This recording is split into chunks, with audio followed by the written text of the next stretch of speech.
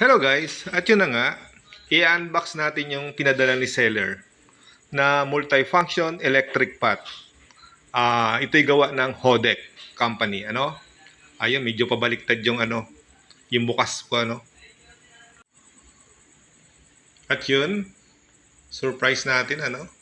Yan. Napakaganda, ano?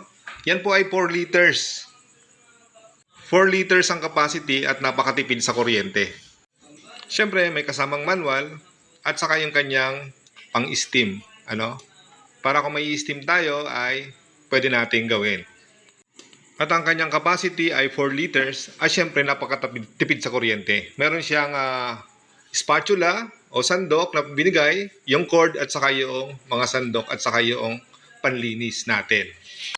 At yun, sinukat ko ito, dinangkal ko, yun, awas pa dun sa aking daliri, yung isa dangkal yung size ng kanyang takip.